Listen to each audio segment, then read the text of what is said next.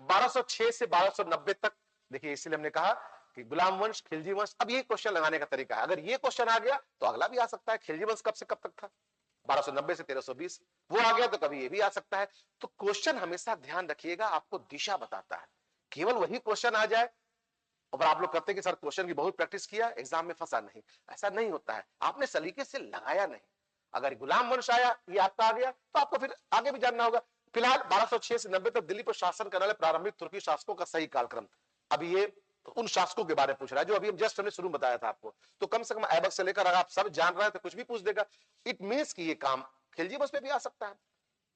अलाउद्दीन खिलजी, उसके पहले जलालुद्दीन खिलजी सबसे पहले जो संस्थापक है, तो जलालुद्दीन खिलजी, अलाउद्दीन खिलजी, मुबारक खिलजी। तुगलक वंश में भी आ सकता है, गयासुद्दीन तुगलक, मोहम्मद तुगलक, फिरोज तुगलक, नासिरुद्दीन। तो इट मींस कि इस क्वेश्चन के आधार पर हम कम से कम शुरू के जो टॉप राजवंश है, कम से कम गुलाम वंश, खिलजी वंश और तुगलक वंश, उसमें हम इसी के साथ उनको सॉल्व कर जाए, तब आप क्वेश्चन सही से लगाया हुआ माना जाएगा। तो फिलहाल इसका आंसर क्या हो जाएगा, कुतुबुद्दीन ऐबक सबसे पहले है ही है, इल्तुतमिश और रजिया पीछे देखे होंगे। ऐबक 1206 से 10, इल्तुतमिश 10 से 36, रजिया 36 से 40। तो कोई दिक्कत नहीं है, इसका आंसर आपका हो जाएगा ए